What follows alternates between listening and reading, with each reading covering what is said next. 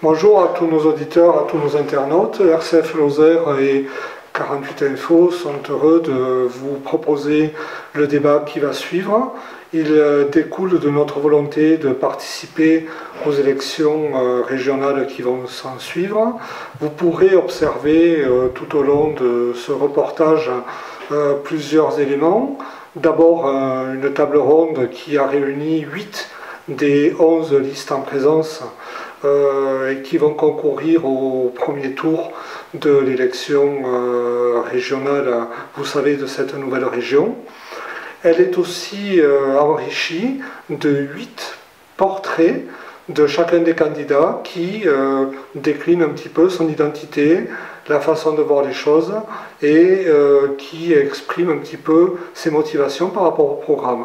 Donc nous sommes très heureux de participer au débat démocratique, de faire en sorte à ce que vous puissiez, avec tous les moyens modernes actuels, que ce soit via 48 Info, et vous retrouverez bien entendu la semaine prochaine, dans la Lozère Nouvelle, un dossier complet.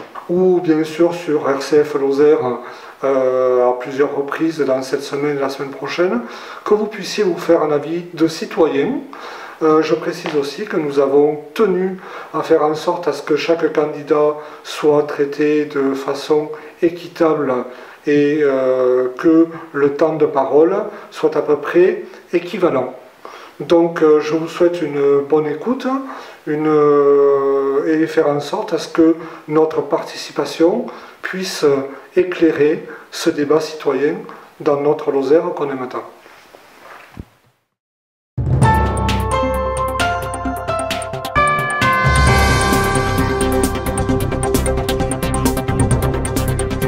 Bonjour à tous, merci d'être avec nous pour ce débat sur les élections régionales. Les élections régionales qui auront lieu le 6 et le 13 décembre prochain. 184 sièges sont à pourvoir dans la grande région Languedoc-Roussillon, Midi-Pyrénées. Et autour de cette table, nous avons 8 listes représentées sur les 11 qui sollicitent les suffrages des électeurs. Alors, autour de cette table, nous avons tout d'abord Jean Delescure. Monsieur Delescure, bonjour. Bonjour. Alors vous êtes candidat tête de liste pour la liste Je m'engage pour ma région, liste conduite au niveau régional par Dominique Régnier, liste Union de la droite. Vous êtes tête de liste, donc 4 candidats en Lozère, Jean Delescure, Ginette Brunel, Emmanuel Castan et Claude Mourgue. À vos côtés, Aurélie Mayol. Aurélie Mayol, bonjour. Bonjour. Vous êtes candidate tête de liste en Lozère pour la liste Notre Sud, une région forte, créative et solidaire, liste conduite par Carole Delga, liste Union de la gauche. Oui. Et vous êtes tête de liste. Ensuite, en numéro 2, il y a Jean-Pierre Barrère, Sophie Pantel et Alain Bertrand. Tout à fait. Également, autour de ce plateau, Jean-Luc Bouchereau. Monsieur Bouchereau, bonjour. Bonjour. Vous êtes tête de liste en Lozère pour la liste conduite par Jean-Claude Martinez au niveau régional, Force France Sud, la région La France La Vie, liste extrême droite. Et en seconde position en Lozère, Bernadette Choteau, Emmanuel Delasayette et Madame Paul Bulliard. C'est cela. Ne sont pas présents dans ce studio Christian Roux qui représente en Lozère le bien commun, une liste conduite par Christophe Cavard au niveau régional. 4 candidats sur cette liste en Lozère, Christian Roux, Sophie Rosier, Pierre Ballier et Madame Youma Chamzia. Donc Christian Roux n'est pas présent. Également candidate en Lozère, Comte Grognard Magali, qui n'est pas présente dans ce studio. Elle est candidate tête de liste pour la liste Nouvelle Donne. Et la tête de liste régionale, au niveau régional, c'est Gilles Fabre. En Lozère, donc 4 candidats. Magali Comte Grognard, Jean-Louis Martinez, Agnès Chabert, Jérôme Rochette. Cette liste n'est pas présente donc pour ce débat. Présent ici Pascal Canet. Monsieur Canet, bonjour. Bonjour. Alors vous êtes tête de liste en Lozère pour la liste UPR, le parti qui monte malgré les silences des médias. C'est donc la dénomination faite par le ministère de l'Intérieur. Et c'est Yvan Irimiris qui est donc tête de liste au niveau de la région, une liste d'hiver droite. Pascal Canet, Edith Paradis, Guillaume Combala, Marie-Rose Paradis sont donc les 4 candidats en Lozère. Présent autour de cette table, Alain Argilier. Alain Argilier, bonjour. Bonjour. Alors, vous êtes tête de liste pour la liste conduite par Philippe Sorel, citoyen du Midi. Liste conduite au niveau régional par Philippe Sorel. Vous, en Lozère, tête de liste, suivi de Martine Peytavin, Bernard Palpacuer et Violaine Martin. Tout à fait. Également, Jean-François Pardigon, qui est ici. Monsieur Bonjour. Pardigon, bonjour. Bonjour. Donc vous êtes tête de liste pour le Front National en Lozère, liste conduite au niveau régional par Louis Alliot, liste Front National présentée par Marine Le Pen, conduite par Louis Alliot au niveau de la région. Jean-François Pardigon, Daniel Michalet-Favreau, Jean-François Pintenet et Marie-Claude Schaff sont les 4 candidats présents en Lozère. Également autour de cette table, Corinne Sauvion. Corinne Sauvion, bonjour. Bonjour. Merci. Vous êtes donc candidate tête de liste en Lozère pour la liste Nouveau Monde en commun, liste conduite par Gérard Onesta. 4 candidats en Lozère. Vous, tête de liste Corinne Sauvion, Serge Guessot, Delphine Petit et Mathieu Pertossi. Également Loïc Marchand. Monsieur Marchand, bonjour. Bonjour. Alors vous êtes tête de liste en Lozère pour Debout la France avec Nicolas Dupont-Aignan, liste conduite au niveau de la région par Damien Lempereur. Et vous la conduisez en Lozère. Ensuite Karine Amouroux, Yves Lafont et Marie-Thérèse Merueis. C'est cela. Et on termine avec une liste qui n'est pas présente aujourd'hui autour de cette table. Il s'agit de Caroline Poupard, tête de liste en Lozère pour Lutte ouvrière. Une liste conduite au niveau de la région par Sandra Toremocha.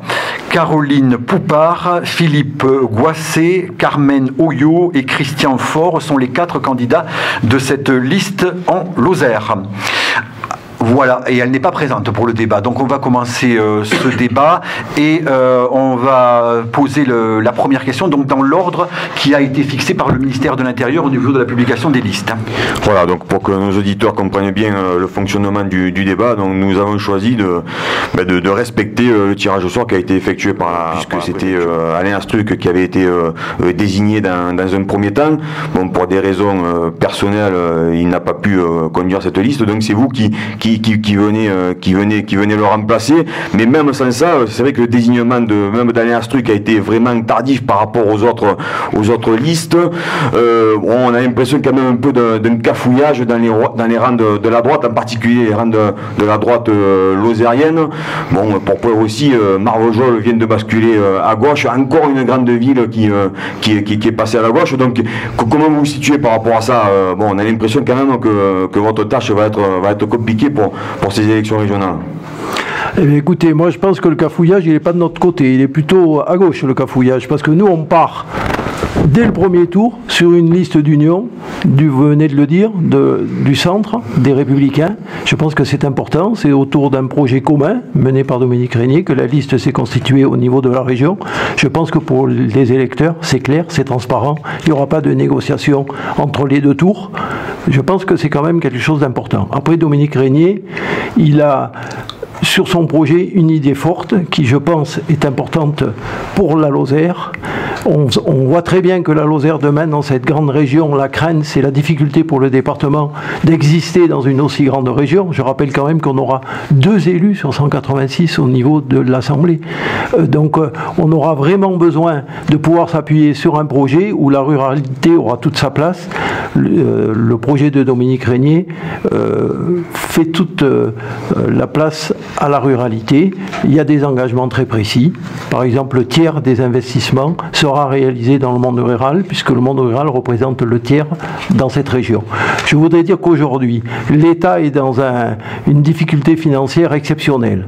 Les déficits explosent, la dette, n'en parlons pas, 2200 milliards d'euros de dette quand même, le déficit à hauteur du PIB le mois prochain. Donc c'est vraiment dans cette situation financière exceptionnelle que l'État a décidé de lancer une réforme des collectivités territoriales, et une réforme qui consiste finalement à se défausser sur les collectivités territoriales pour demander aux collectivités territoriales de faire les économies que l'État n'arrive pas à faire.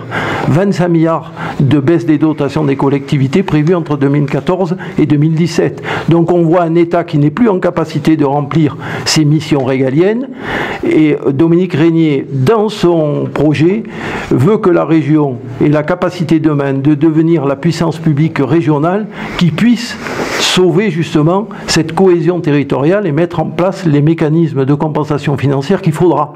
Donc dans son projet, on a pris par exemple l'engagement dès la mi-2016 de refaire un point avec les collectivités, les communes, les Comcom, de façon à essayer de mesurer déjà les conséquences de cette réforme des collectivités territoriales pour commencer à mettre en place les mécanismes de compensation qu'il conviendra. Bon, donc Aurélien Mayos, bon, on rentre déjà dans le vif du sujet. Bon, la gauche qui n'est pas unie dès le premier tour, et il y a aussi, bon, au niveau de vous personnellement, différents candidats qui sont passés par la Lozère, bon, ne se sont pas gênés pour le dire. Votre inexpérience, vous n'avez jamais eu un mandat en tant qu'élu, donc là vous vous attaquez de suite par la région. Certains disent quand même, elle aurait pu au début, ben voilà, se lancer quand même dans une mairie, commencer par un mandat de maire, voilà, puis après la communauté de communes, bon, pourquoi pas après le département, et donc là de suite la région, certains disent bon, c'est l'envoyé d'Alain Bertrand, bon, c'est son attaché parlementaire, c'est Alain Bertrand qui la pousse. Comment vous voyez toutes ces, bon, voilà, critiques quand même qui affluent sur vous, y compris de ceux qui peuvent être avec vous au deuxième tour, hein. Je me souviens, Philippe Sorel était à Mende, il a dit qui c'est Aurélien Mayos, qui c'est Jean-Pierre Barrère, je connais Alain Bertrand et Sophie Pantel, mais je ne connais pas Aurélien Mayos ni Jean-Pierre Barrère. Bon, ça doit quand même être dur à encaisser d'entendre ça pour quelqu'un qui, en principe, est votre allié naturel au second tour. Avant de vous répondre, je vais quand même préciser quelque chose qui me semble important. Vendredi dernier ont eu lieu, comme chacun le sait ici, des attentats à Paris. Donc je tiens à dire que pour notre part, la liste Notre Sud avec Carole Delga, nous avons interrompu notre campagne, et ce jusqu'à lundi prochain. Donc je ne sais pas si l'émission va être retransmise la semaine prochaine, mais on est le jeudi 19 novembre et nous sommes en stand-by par respect pour les familles et les victimes jusqu'à lundi. Vous avez choisi de maintenir ce débat, donc je suis là, je respecte votre décision, et effectivement le débat démocratique doit avoir lieu. Simplement dire quelque chose d'important, c'est que ce qui s'est passé vendredi, c'est une attaque, pas contre Paris, c'est une attaque contre la République française.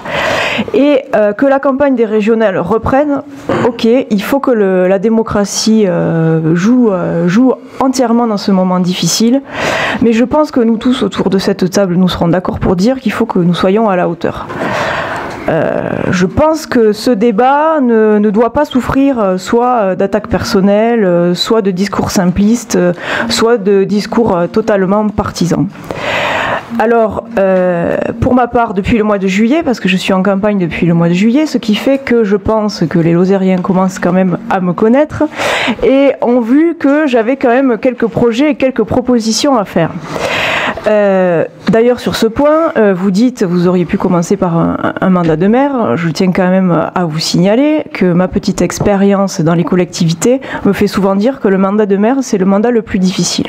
Alors la région, c'est important, il faut qu'on ait ce débat, et la vraie question de ce débat, ça doit être qui est le meilleur président pour la région et quel est le meilleur projet.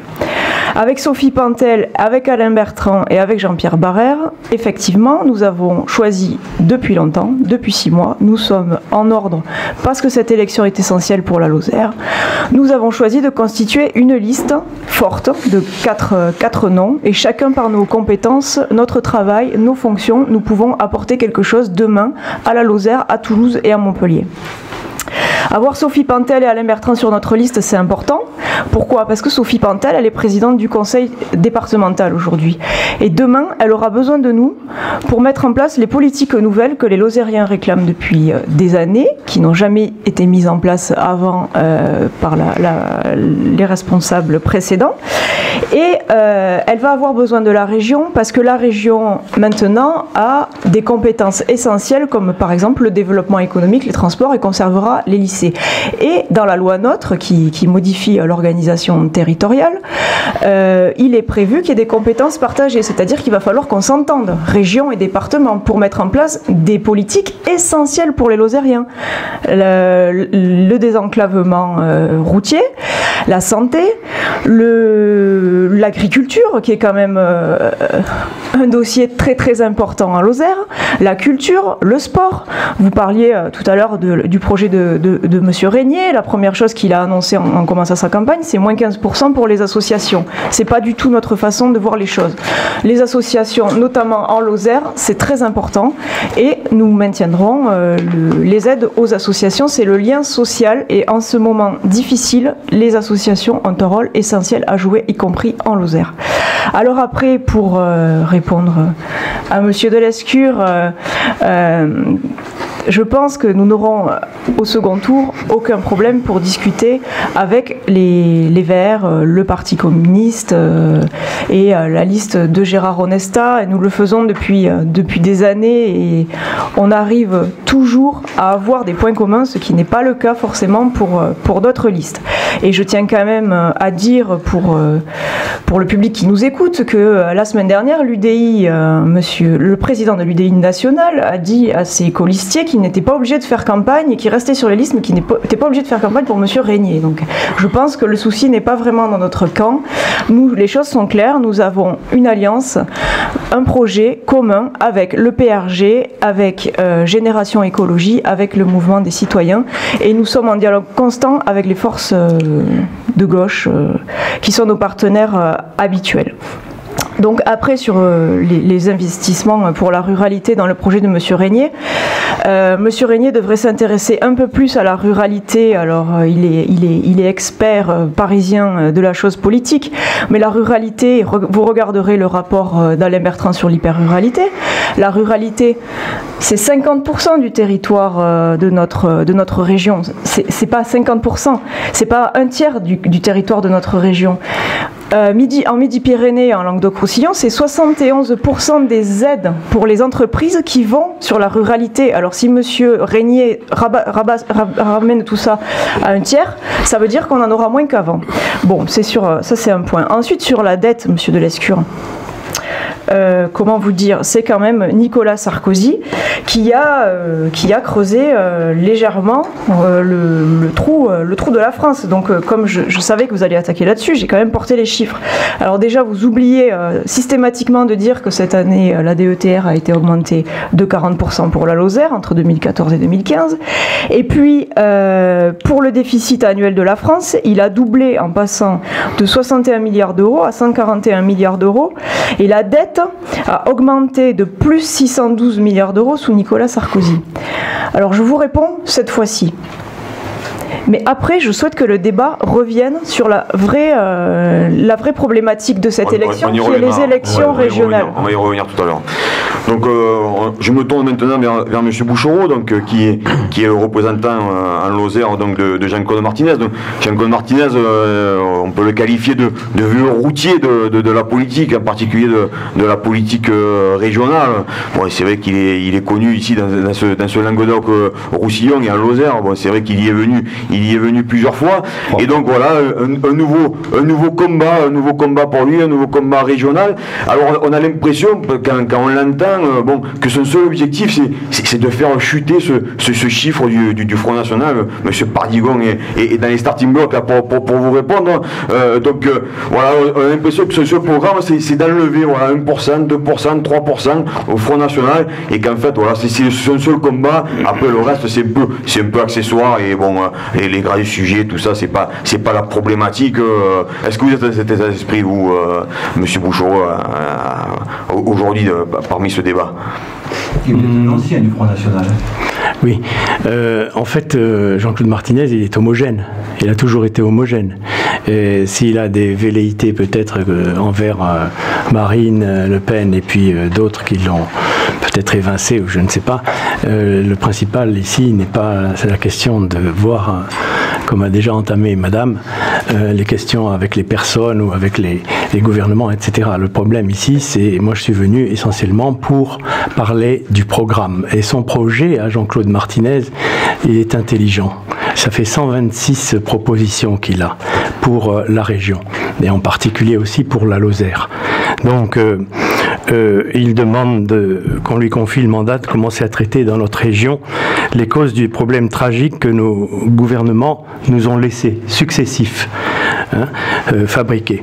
Et le 6 décembre, en une première étape, il a besoin de votre confiance, chers auditeurs, et qu'on lui confie les responsabilités du gouvernement régional, puisque les hommes des partis n'ont pas eu la dimension jusqu'à présent morale de les assumer ici, comme à Paris également.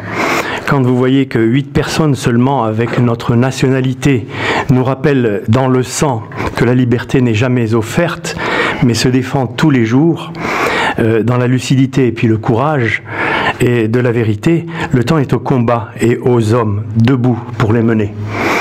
Voilà pourquoi depuis des années, et d'élection après élection, Jean-Claude Martinez ne cesse de vous alerter, de nous alerter. Et maintenant encore avec la liste Force France Sud, la région, la France, la vie.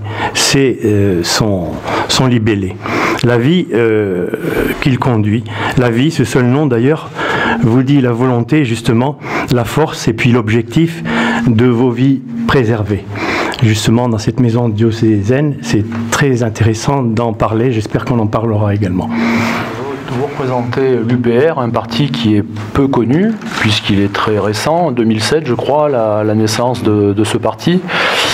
Vous dites d'ailleurs que c'est le parti qui rassemble, qui a le plus d'adhérents en ce moment, qui viennent le rejoindre, par rapport bien sûr à sa taille.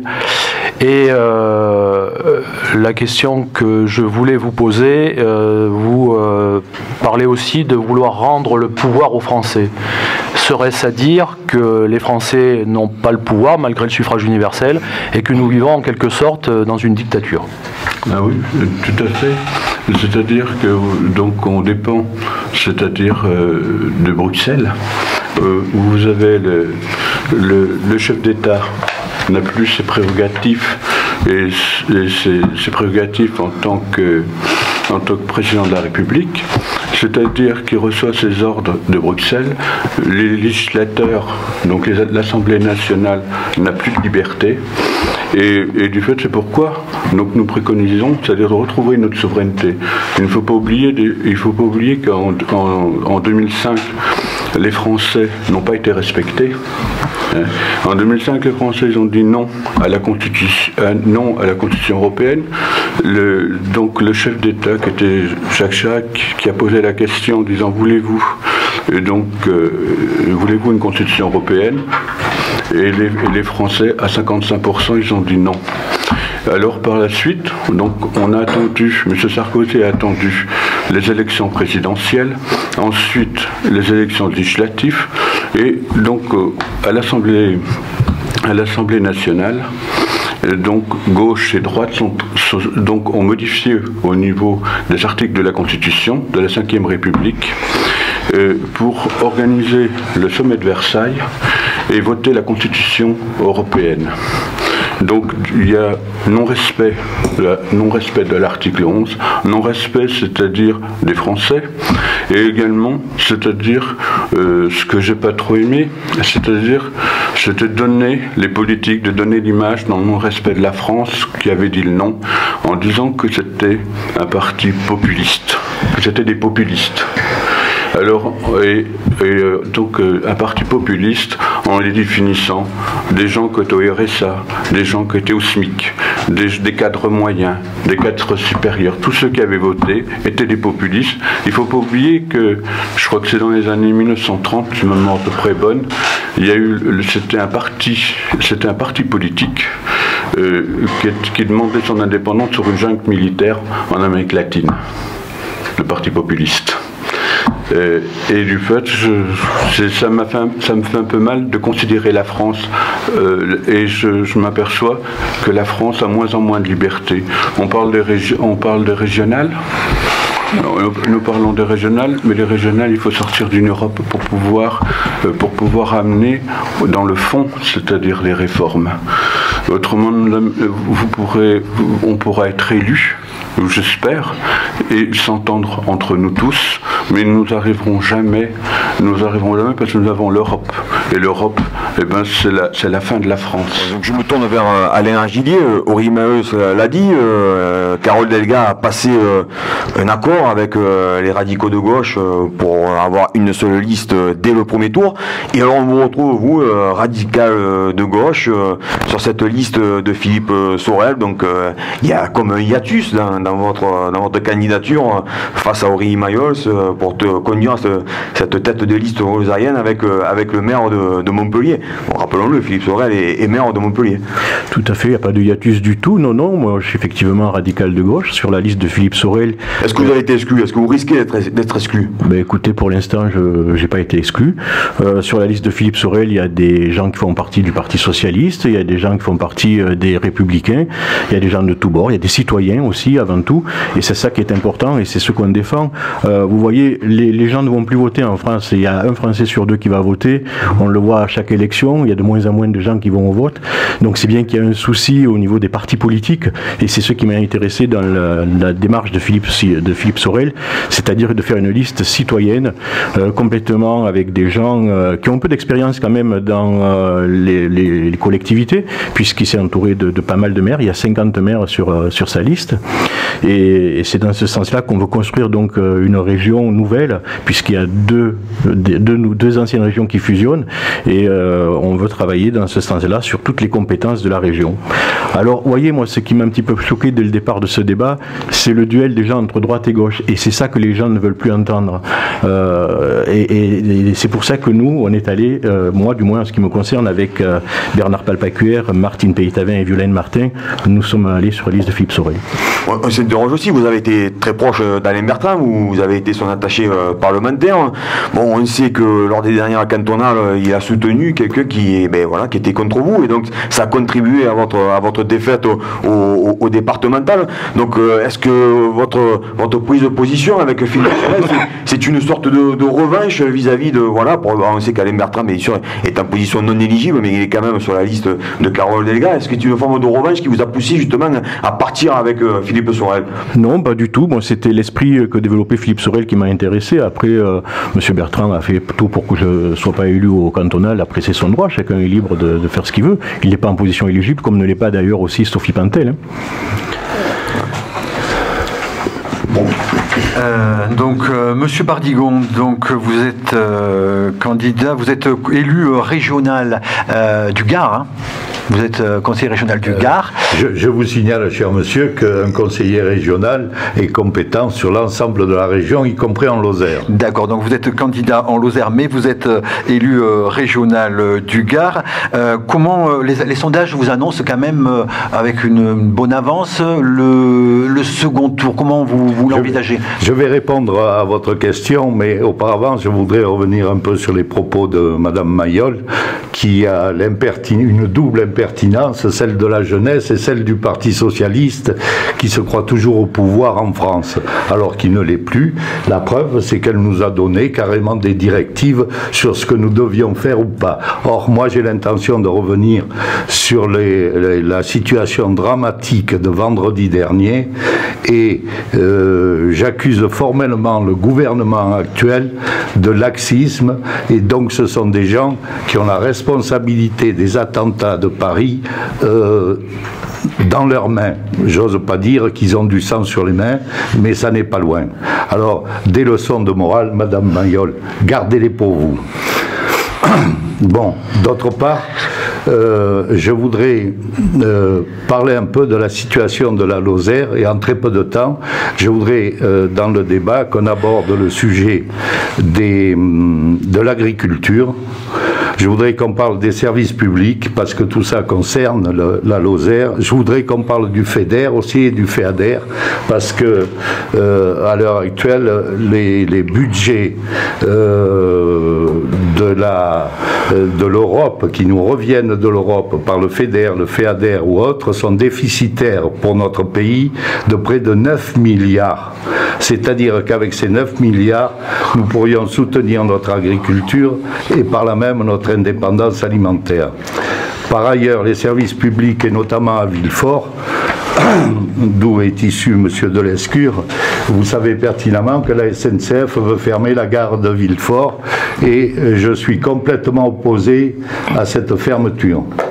Voilà, pour l'instant, c'est tout ce que j'ai à dire. Je me réserve un temps de parole pour la fin. Bon, Madame Sauvion, donc vous conduisiez voilà, la liste en Lozère de Monsieur Onesta.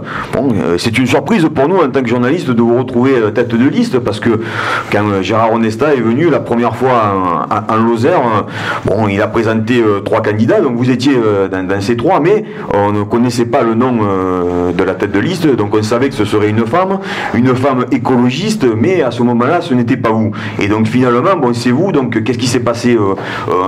Aucune femme n'a pu être trouvée, aucune femme écologiste n'a pu être trouvée. Bon, là aussi, ça fait un peu improvisation, sorte de rattrapage. Finalement, on se dit, bon, on annonce quelque chose, puis bon, on ne trouve pas, et puis bon voilà, finalement, c'est vous qui allez vous y coller, alors que bon, vous n'étiez vraiment pas partante pour justement conduire cette liste. Qu'est-ce qui s'est passé? Bon, on a du mal un peu à comprendre. Alors, si j'entends bien, ça veut dire que vous pensez que c'est par défaut. Je ne crois pas que ce soit le cas. Puisqu'il s'agit en fait de discussion de ce nouveau groupe, effectivement, Nouveau Monde, au niveau de la région, et où il a fallu effectivement essayer d'équilibrer les différents partis, et notamment ce que moi je représente, c'est-à-dire la société civile. Et, pardon, comme j'ai dit tout à l'heure avant l'émission, je ne suis encartée dans aucun parti.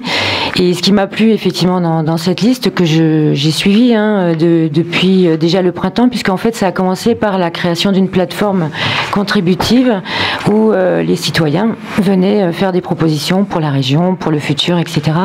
Enfin, pour cette grande région qui arrive au 1er janvier. Et dans les contributions qui sont arrivées, dans les participations et les envies, c'est vrai que moi je me suis retrouvée dans beaucoup de points. Je me suis retrouvée aussi sur le fait qu'on est quand même à un tournant écologique important. La COP21 est en train d'arriver rapidement, et j'écoutais encore ce matin qu'effectivement suite aux événements, eh bien la COP21 n'aura pas d'organisation autour. Donc je pense qu'on a toute la légitimité justement aujourd'hui d'être présent sur le territoire. Ce qui m'a plu également, c'est l'écriture d'une charte démocratique et citoyenne qu'on a signée la semaine dernière, effectivement, tous les 4. Voilà, donc moi ce qui m'a plu, et je pense que c'est ce qui est important, c'est l'envie d'aller vers quelque chose. Il a été dit que l'utopie était un point de départ, ça m'a beaucoup plu. Et voilà, moi j'y crois, et j'ai été effectivement élue sur une communauté de communes. J'ai une petite expérience. Je reste très pragmatique. Il y a des besoins de sauver le service public, il y a des besoins de sauver la Lozère, et en tout cas de continuer à la faire exister en tant que telle, et pas que en image sur des publicités dans le métro, parce qu'il y a des humains ici aussi. Voilà, j'en fais partie et j'ai envie de le défendre. Cécile Duflot est venue vous soutenir dernièrement, et elle est venue visiter les locaux de l'Alep qui ont été saccagés par les agriculteurs de la coordination rurale. Alors, quel est votre avis sur ce saccage de ces locaux? Est-ce qu'il faut faire comme ça pour dénoncer la problématique du loup en Lozère? Et non. Elle a été très critique, Cécile Duflot. Oui. Alors effectivement, Cécile Duflot est venue en Lozère puisqu'elle était présente au meeting qu'il y avait la veille au soir à Montpellier, donc ce grand meeting qui a soutenu la liste.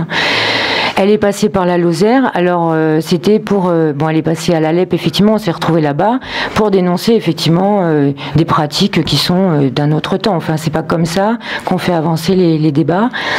Quel que soit le sujet qui est à défendre, on n'a pas à débarquer comme ça quelque part pour détruire, ou en tout cas pour exprimer un avis. C'est important, tous les débats sont importants, il faut trouver les bons moyens de les organiser et de donner la parole à tout le monde. Voilà. donc je pense que c'est à nous de trouver des bons moyens pour que chacun s'exprime et dise ses douleurs, parce que c'est vrai que cet acte-là a aussi exprimé une douleur. C'est complètement déconnecté la manière de faire, mais par contre la réalité est là, il faut en tenir compte. Loïc Marchand, donc vous êtes donc avec Nicolas Dupont-Aignan pour la liste Debout la France. Il y a du monde qui ratisse large sur ces élections avec les mêmes idées que vous. Je ne crois pas, non. Nicolas Dupont-Aignan veut surtout mettre en avant les citoyens. Il veut surtout envoyer des citoyens à la région pour qu'il y ait une meilleure gestion, une meilleure utilisation des fonds publics. D'accord. Donc, mais quand je disais qu'il y avait du monde, il y a d'autres listes. Il y a M. Bouchereau, il y a M. Canet, il y a le Front National. Vous avez des idées qui sont communes entre tous ces partis, notamment au niveau de l'Europe, de la sortie de l'Europe, de la sortie de l'euro. D'accord. Oui, on peut se retrouver sur certains points, mais nous ne sommes ni une liste d'extrémistes, on n'est pas d'extrêmes, et on n'est pas une liste du système. C'est-à-dire qu'on veut défendre nos opinions et on veut le faire sereinement avec des citoyens sans renverser la table automatiquement. On veut une bonne gestion, que ça se fasse dans la sérénité. Voilà. Je vais poser une question pour tous nos débatteurs. La Lozère aura 2 représentants donc sur 186. M. Delescure l'a dit tout à l'heure.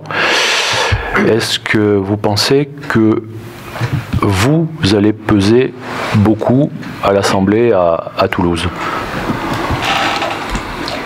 Si vous voulez, je peux. Allez-y, allez-y. Les 2 représentants de la Lozère ne seront que le bonus à la liste arrivée en tête au second tour, vu le système mis en place par l'ancien patron de M. Delescure, qui était Jacques Blanc, qui a souffert longtemps de subir les pressions du Front National, puisqu'il avait été élu avec nos voix, et il a mis en place le système de 25% de bonus en nombre de conseillers régionaux, ce qui fait que, à l'époque, Georges Frêche, qui était loin d'être bête, a réuni l'ensemble de la gauche, ce qui est en train de se passer encore de nos jours, et j'espère que nous, avec les gens qui pensent comme nous arriverons à nous réunir au second tour. C'est un appel du pied à ces messieurs. Je veux dire par là que les 2 conseillers régionaux seront le bonus à la liste arrivée en tête au second tour.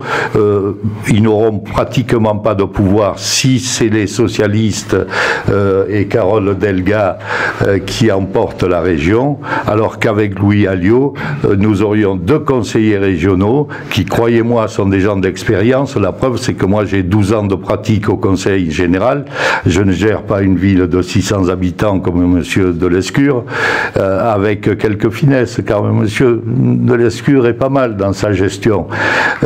Madame Delga, qui arrive Mayol, qui arrive d'Argelès-sur-Mer, toute droite parachutée en Lozère. Vous devriez prendre des vacances, hein, parce que vous parlez d'Argelès-sur-Mer souvent, je trouve. Argelès-sur-Mer, c'est une ville qui va très bien. Ça me plaît très bien. Vous avez été candidat dans le Gard, soyez candidat dans les Pyrénées-Orientales. Si toutes les femmes d'Argelès-sur-Mer sont aussi charmantes que vous, je veux bien y prendre des vacances.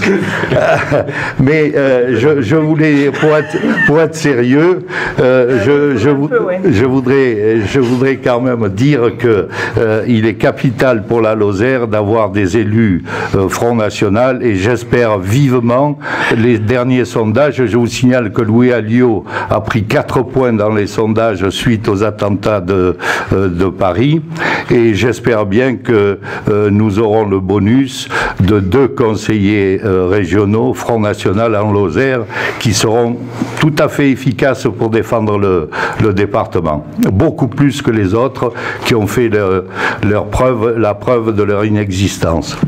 Oui. Allez-y, Monsieur Marchand. Quand on parle d'égalité des territoires, est-ce qu'on ne devrait pas se poser la question d'avoir le même nombre d'élus par département?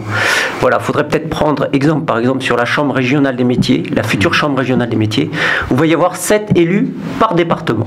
C'est-à-dire que la Lozère sera aussi bien représentée que le Gard, l'Hérault, la Haute-Garonne. Donc est-ce qu'il n'y aurait pas un problème? Est-ce qu'il ne faudrait pas arrêter de prendre comme point d'attache la population, le nombre de populations? Est-ce qu'il ne faudrait pas qu'il y ait vraiment une égalité des territoires avec un nombre d'élus égal par département pour qu'ils soient tous représentés? Quand même sur les vraies compétences de la région de Maine pour avoir un débat sur l'agriculture et le désenclavement, parce que ça me paraît deux choses quand même essentielles. Mais pour dire que c'est vrai que 2 représentants pour la Lozère sur une assemblée de 286, c'est scandaleux. Attendez, la Lozère, c'est vrai, on ne va pas peser lourd en population, mais c'est près de 10% du territoire de la nouvelle région. Donc si demain ce critère territorial n'est pas retenu dans la déclinaison des politiques régionales, c'est dangereux pour la Lozère.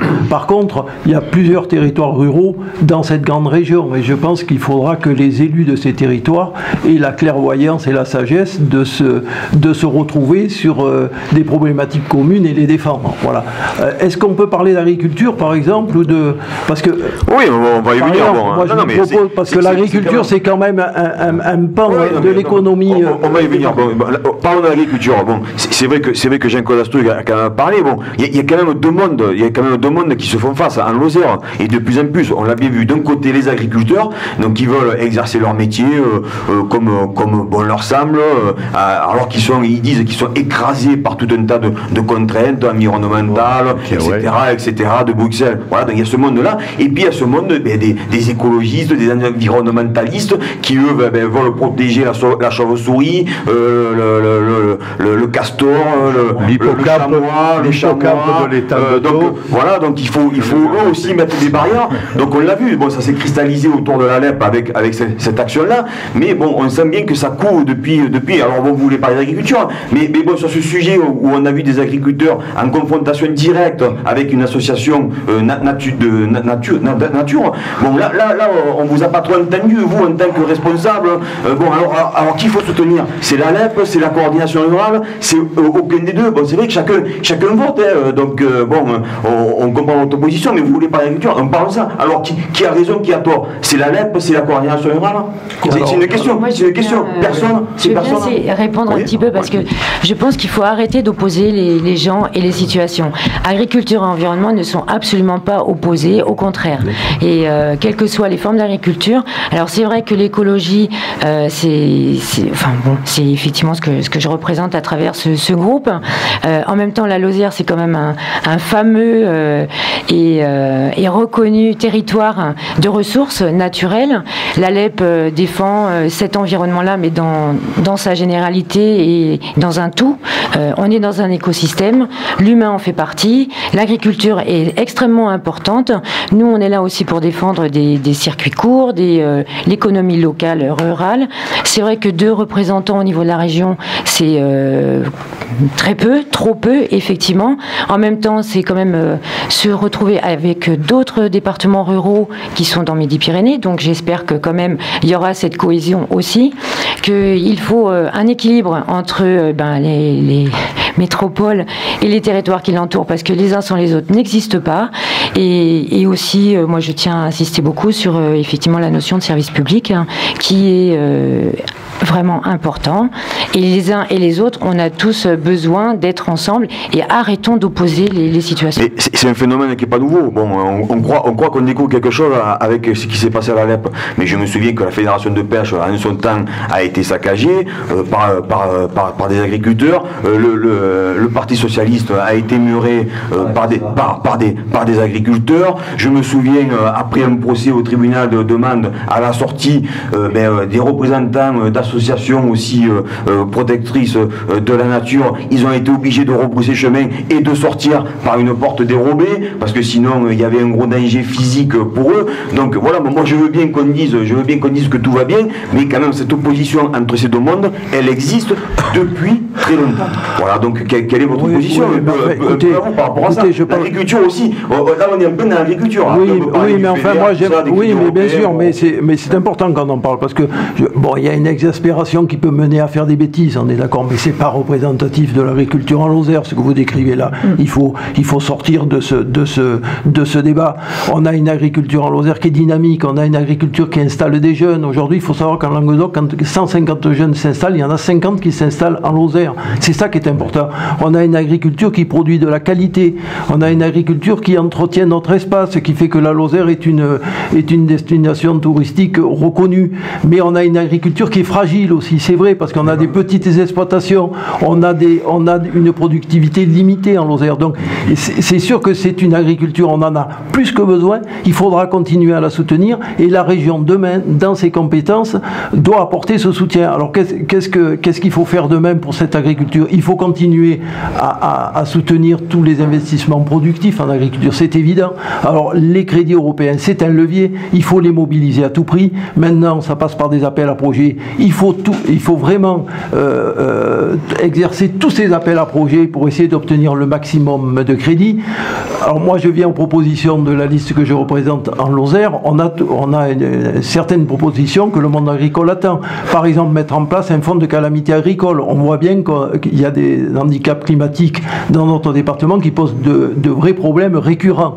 Donc, on propose de mettre en place un fonds de calamité agricole qu'on doterait de 5 millions d'euros chaque année, qu'on mutualiserait avec les autres régions françaises. On sait que s'il y avait un fonds à hauteur de 100 millions d'euros sur la France, ça permettrait de faire face à ces calamités. Il faut qu'on incite les jeunes à installer encore plus de jeunes. Donc on propose par exemple de doubler l'aide à l'installation.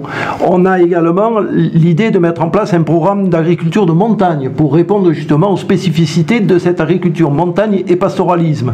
Voilà, c'est dans des propositions très concrètes comme celle que je suis en train d'écrire que je pense qu'on devra soutenir notre agriculture, qui est une agriculture en Lozère qui est indispensable, parce que derrière le monde agricole, il y a aussi tout le pan social que représente l'agriculture en Lozère. C'est la vie de nos villages, c'est nos écoles, c'est un tout en Lozère. Voilà, donc ça c'est vraiment important, je pense. Je souscris pleinement aux propos de Jean Delescure sur l'agriculture. C'est vrai que c'est important et c'est quand même le socle fondamental, en tout cas en Lozère, de l'économie avec l'artisanat.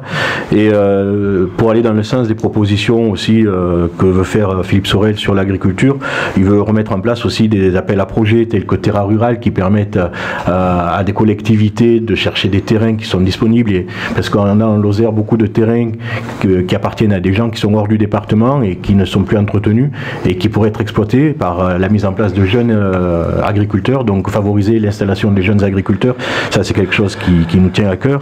Puis le soutien à la mise en place des fermes de reconquête, le soutien à l'agroforesterie, il y a un gros travail à faire sur la sylviculture dans ce département, donc ça aussi c'est important et tu n'en as pas parlé. Par rapport à la question que vous avez posée tout à l'heure sur la représentation de la Lozère dans la nouvelle région, si toutefois Philippe Sorel était président de cette région, il y aura 15 vice-présidents de toute façon dans la nouvelle région. Chaque département aura au moins un vice-président. Voilà. Si je peux intervenir sur l'agriculture d'abord et puis après sur la représentation de la Lozère. Alors sur l'agriculture, comme Monsieur Delescure le dit, l'intervention sur les calamités agricoles c'est quelque chose de très important et la région est venue à chaque fois et notamment sur les problèmes de sécheresse. Le programme Terra Rural dont Alain Argilier vient de parler a été mis en place par Damien Alary dans le pacte agriculture.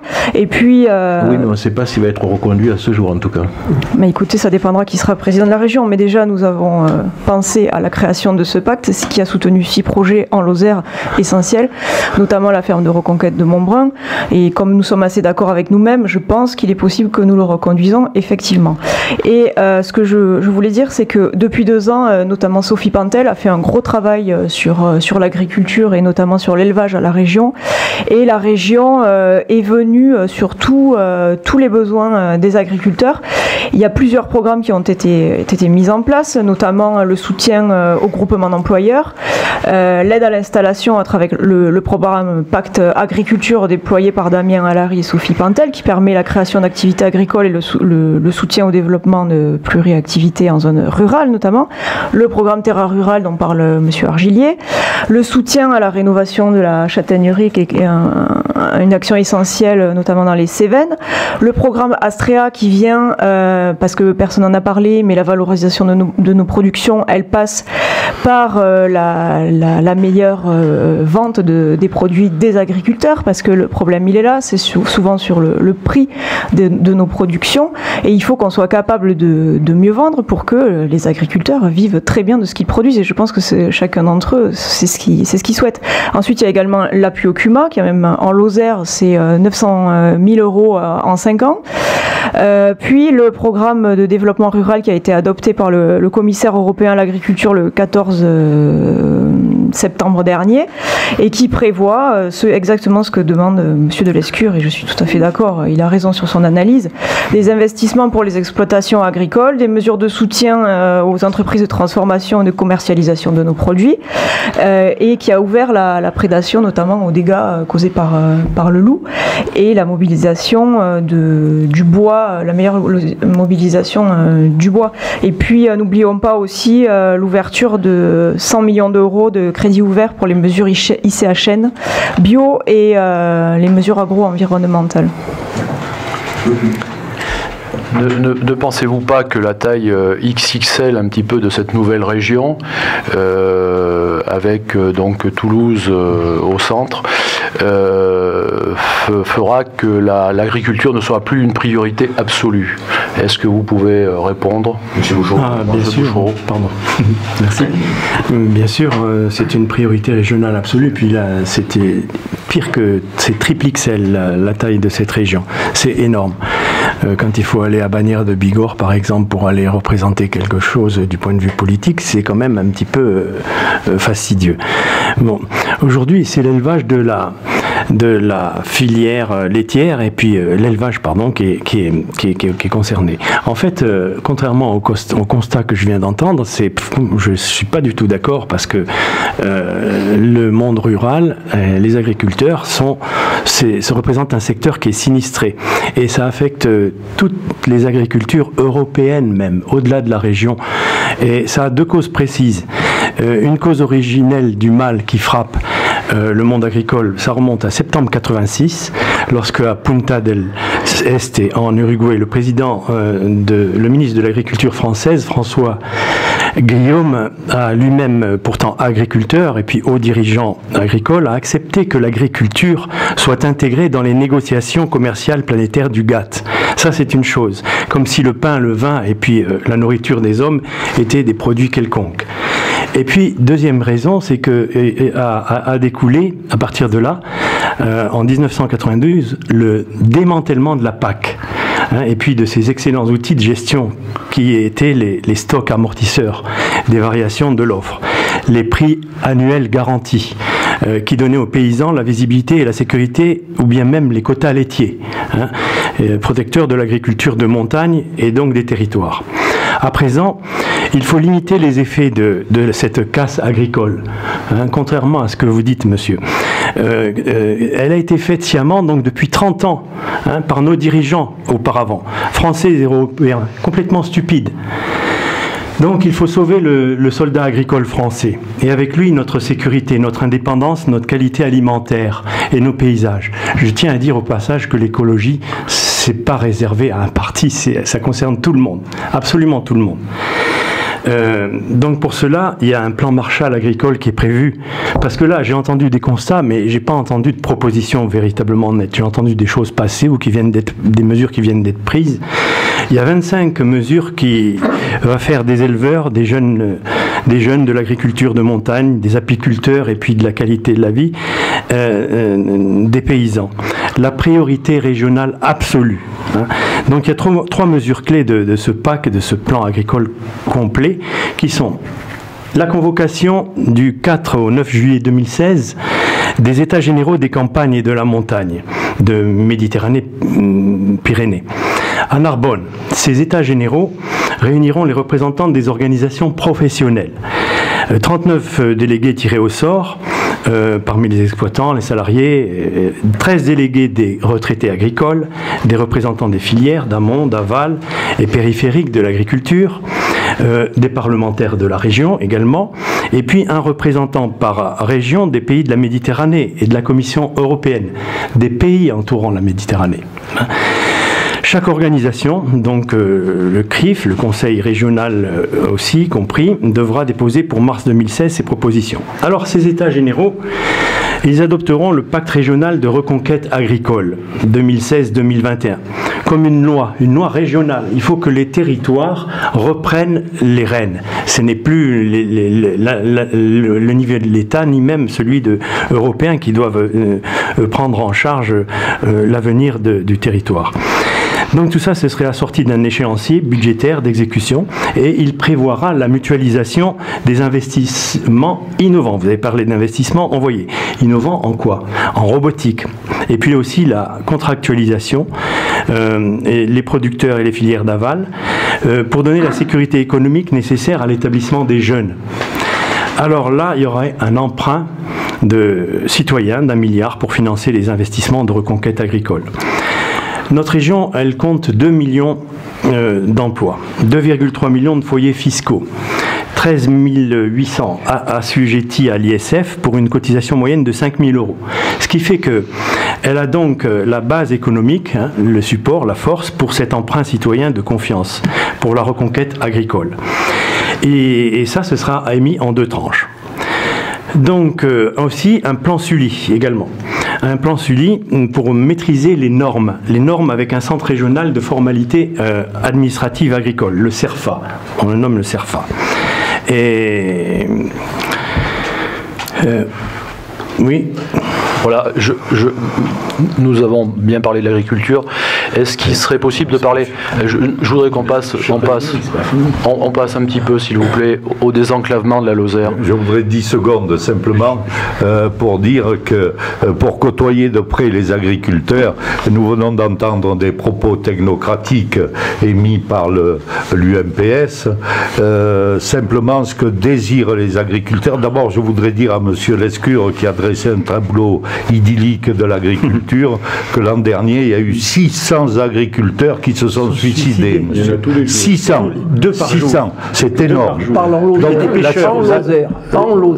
En Lozère ou ailleurs, je n'ai pas le décompte. Connaître le milieu agricole,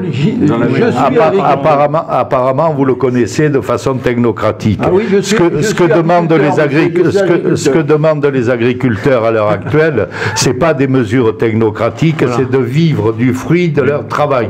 C'est-à-dire que, vu la concurrence internationale à laquelle ils sont soumis, vu le fait qu'il n'y a plus de frontières, nos agriculteurs ne peuvent plus avoir une juste rétribution de leur travail. Les subventions, tout ce qu'on peut leur donner, c'est bien, mais ce n'est qu'un palliatif. Il faut qu'ils vivent du fruit de leur travail. Par ailleurs, quand vous parlez de nouveaux agriculteurs et que vous voyez les anciens agriculteurs avec 850 € de retraite par mois, comment voulez-vous encourager des gens à prendre des exploitations? Est-ce que c'est normal? Est-ce que vous savez qu'à l'heure actuelle, un couple d'étrangers qui arrive en France a 1157 € de retraite sans jamais avoir cotisé? Comment allez-vous expliquer ça à un agriculteur? Absolument. Voilà, c'est-à-dire que donc, un agriculteur ne demande pas de subvention, ne demande absolument pas de subvention de l'Europe. C'est-à-dire qu'il recherche à travailler donc de son exploitation. Et il ne faut pas oublier quand vous regardez, c'est-à-dire un résultat comptable. Un résultat comptable du fait, un résultat comptable, c'est-à-dire qu'on doit pouvoir vivre, c'est-à-dire de ces ventes de produits. On doit pouvoir vendre de produits. Et ce que je veux vous dire aussi, c'est-à-dire que les subventions qui peuvent être données ne sont pas une valeur devant une banque. Vous faites un emprunt, ce n'est pas un revenu. C'est une compensation de perte de revenus que l'Europe donne. Donc il faudrait revaloriser le travail, c'est-à-dire les revenus d'exploitation. Si on prend par exemple le lait de brebis, revaloriser le lait de brebis, c'est-à-dire il est payé à 99 centimes d'euros, ce serait le revaloriser donc à 1,20 €, 1,25 €. donc pour que l'exploitation puisse avoir un revenu suffisant et donc et arriver donc un résultat et donc un EBE suffisant pour pouvoir vivre et puis sortir au niveau de sortir au niveau de ses annuités lorsqu'il emprunte. Il faut sauver le soldat agriculteur, mais bon, Loïc Marchand, est-ce qu'il faut sauver le soldat artisan? C'est un sujet que vous connaissez bien puisque vous êtes élu à la Chambre de métier. Bon, on entend aussi lors des AG une situation, ça baisse, là c'est la crise, on dépend trop des marchés publics. Bon, il y a un discours aussi qui est quand même pas aussi un peu dramatique là aussi dans ces assemblées de chambres consulaires. Donc qu'est-ce qu'il faut faire? Comment vous voyez la chose? Eh ben, c'est vrai que la situation est pas reluisante. C'est vrai que la baisse des dotations aux communes en particulier se ressent sur les marchés publics. Ce qu'il faudrait faire en priorité déjà, c'est au niveau des marchés publics, c'est favoriser les entreprises du département. Et pour ça, il faudrait mettre l'accent sur des clauses environnementales et clauses sociales, pour qu'on ne se retrouve pas avec de la sous-traitance et des travailleurs détachés qui viennent prendre les emplois de nos ouvriers lozériens. Voilà. Et ce que je voulais dire au niveau de l'agriculture aussi, c'est que dans tous les métiers, enfin, il n'y a aucun métier qui puisse travailler à perte.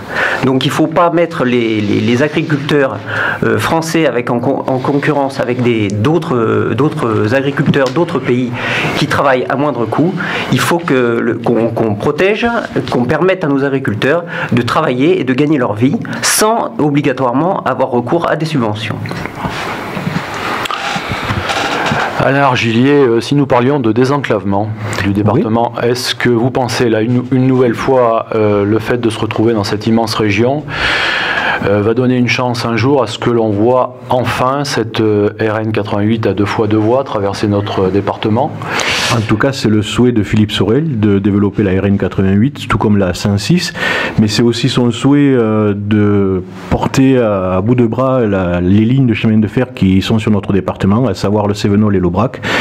J'étais vendredi d'ailleurs le seul candidat au comité de défense à Génolac, au comité de défense du Cévenol, et c'est vrai que même si on a une amplitude d'horaire des gares de Villefort, de Génolac, qui ont un petit peu repris ces derniers temps, il faudrait qu'elles soient encore plus larges à ce jour, et puis il faudrait faire des travaux effectivement sur ces lignes qui en demandent énormément. Et à propos de la 88, est-ce que... Alors déjà à propos de la 88, bon, on voudrait finir de faire le contournement de Mende et de Langogne. Et puis après, c'est aussi en fonction des aides de l'État, puisque c'est une route nationale, donc il faudra faire en fonction des aides de l'État. Après, nous, on n'est pas, par rapport, puisque là on est quand même sur une élection régionale, moi j'ai entendu Madame Delga dire que le financement du TGV sur la ligne Bordeaux-Toulouse était acquis. C'est pas vrai du tout, le financement du TGV n'est pas acquis. Il y a peut-être avant cette ligne aussi des lignes qui seraient peut-être prioritaires, à savoir la ligne Perpignan à Nîmes, bien sûr, qui dessert vraiment les territoires de notre région et qui descend depuis l'Europe jusqu'à l'Espagne. Donc c'est une ligne qui nous semble prioritaire en tout cas. Comment on peut faire? Bon, on parlait de contournement de Mende, Alain Bertrand l'a annoncé, pour 2,5 km, ça va coûter 30 millions d'euros. On est un pays quand même, on connaît toutes les difficultés budgétaires qui font jour, donc les Lozériens c'est sûr veulent cette 2 fois 2 voies, mais quand ils ont appris en lisant aux nouvelles vendredi dernier que seulement le contournement, et encore une petite partie du contournement, puisque c'est juste la rocade ouest, on ne parle même pas de la rocade est, c'est 30 millions d'euros pour faire 2,5 km. Bon, ça interpelle quand même. Donc bon, voilà. Bon. Comment on peut faire pour financer tout ça à des coûts quand même qui sont énormes. Oui, M. Pardégon. Oui, le coût total de la traversée de la Lozère pour la RN 88 est de 1,7 milliard. C'est-à-dire que je vous signale toutefois que ce projet avait été presque adopté lors de la venue de Balladur il y a quelques années en arrière. Vous verriez, les Lozériens, on allait faire cette 88. Monsieur Lescure était partie prenante, mais que voulez-vous? Je pense qu'il a oublié oublier. Alors, le coût d'1 milliard est énorme. Sans une solidarité à l'échelle de toutes les collectivités locales et de l'État, y compris avec un partenariat privé, mais sous certaines conditions, nous n'arriverons pas à passer la 88. Or, c'est dramatique pour la Lozère, parce que ça pénalise toute l'économie lozérienne. Il est certain qu'un axe Lyon-Toulouse, passant par la Lozère, serait idyllique. Mais je rappelle aussi que par le passé, Jacques Blanc a dévié le tracé de la 75 pour favoriser la commune de la Canouong. Alors bien sûr, il nous reprochera de revenir sur le passé, mais on ne peut avoir que des regrets quant à son comportement.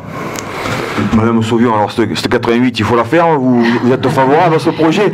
Ça va dénaturer le paysage. À un moment donné, il faut savoir aussi où sont les priorités, où on a envie de mettre l'argent. On parle de terres agricoles et en même temps on parle d'ouvrir des nouvelles voies, de détruire des terres. Donc je ne sais pas, il faut peut-être reposer un petit peu la logique des choses et la cohérence surtout. Alors on parle de désenclavement, c'est évident que la Lozère a besoin d'être soutenue, notamment dans son réseau ferroviaire, ça c'est clair. Là je vais parler un petit peu pour le sud de Lozère, puisque nous n'avons pas du tout, enfin si, il y a Villefort bien sûr, mais je veux dire, par exemple Florac, il existe cette ligne qui est expérimentale entre Florac et Mende, qui est fort utile, mais on voit bien à quel point ça reste fragile, parce qu'on nous dit que ça a un coût, ça ne peut pas être rentable, beaucoup de choses en Lozère ne peuvent pas être rentables, il faut arrêter d'avoir ce genre d'équation. On a besoin du soutien des grandes régions et des villes à côté pour pouvoir vivre et survivre. Moi j'ai envie de dire bien vivre tout simplement, et voilà, l'ensemble des Lozériens a effectivement besoin d'un réseau routier en bon état, et là on voit bien que les agriculteurs aussi ont besoin de ça. Voilà, donc on est bien sûr... Vous nous parlez donc Floragman de cette ligne en bus qui a été mise en place par le conseil sur mon initiative à l'époque. Voilà, donc vous dites que ça marche, c'est quelque chose qui fonctionne, il y a une bonne fréquentation, pour la population c'est quelque chose d'important. Tout à fait. C'est essentiel, parce que c'est vrai qu'à 1,50 €, enfin 2 € l'aller, bien évidemment ça aide beaucoup de personnes. Par contre voilà, il faut maintenir ça, et j'espère que ça ne sera pas que expérimental et qu'on va le soutenir. Maintenant, il faut quand même savoir aussi qu'il manque une liaison entre Florac, enfin Mende même à l'est, en passant par Florac, que c'est au détriment du tourisme aussi, et de la vie sociale, puisque il y a quand même tout un bassin de vie qui est tourné de ce côté-là du département vers les Cévennes gardoises, et où il n'y a aucun accès. Si on ne favorise pas la mobilité par le covoiturage, par plein d'autres initiatives et du transport collectif, c'est dramatique. Voilà, 10 secondes s'il vous plaît. Je voudrais signaler que le train à 1 € ainsi que le bus à 1 € est à la charge du contribuable, c'est-à-dire qu'on donne d'une main ce qu'on reprend de l'autre. Voilà ce que je voulais simplement dire. Vous avez un point commun avec Alain Bertrand, il a parlé de crime économique avec cette A75 qui passe par la Canouong, donc là vous êtes d'accord avec Alain Bertrand? Pourquoi pas, si demain Alain Bertrand dit que le soleil brille, je ne vais pas dire qu'il pleut. Oui, par rapport à la ligne, effectivement, de Florac-Alès dont parlait Corinne tout à l'heure, c'est une ligne qu'on a demandé à maintes reprises à la région à l'époque de mettre en place, et la région n'a jamais répondu favorablement à cette demande. Il y a une autre ligne aussi que, si toutefois Philippe Sorel était président, nous souhaiterions mettre en place, c'est la ligne Florac-Merueis-Millau qui desservirait le côté donc de Toulouse, de notre région. Voilà. Simplement, pour répondre à M. Argilier, jusqu'à présent la difficulté c'est que les transports étaient de la compétence des départements. Donc le département... Pas les transports des personnes. Non, il n'y avait pas de ligne de train entre... Oui, mais il y a d'autres endroits où il n'y a pas de ligne de train ou des bus de la région par le conseil départemental. Et pas du tout. Et donc il était difficile de créer, je peux répondre, il était difficile de créer donc une ligne entre Florac et Alès, et c'est la bonne nouvelle de la loi NOTRe, c'est qu'aujourd'hui on va pouvoir traiter l'ensemble des transports transport train et bus. Et donc ce genre de ligne pourra être mis en place sans difficulté et à la charge effectivement de la région. Voilà. Par contre, M. Bertrand voulait souhaiter à l'époque créer une ligne Mende-Montpellier en bus porte fermée. Je trouve que ça va un petit peu à l'encontre du développement du rail sur ce territoire. Et elle n'existe pas, de toute façon, cette ligne Mende-Montpellier en autocar. Oui, si je peux me permettre, sur la mobilité, qui reste un vrai problème sur le département. Alors, pour régler ce problème, c'est vrai qu'on a plusieurs voies. La route et le rail. Je ne veux pas faire une recherche en paternité, mais cette navette entre Mende et Florac qui a été mise en place, je m'occupais des transports au niveau du département, c'est moi-même qui l'ai proposé, mais je dis à Mme Sauvio que c'était bien dans l'idée que c'était une expérimentation qui devait ensuite aboutir à également une navette allant jusqu'à Alès.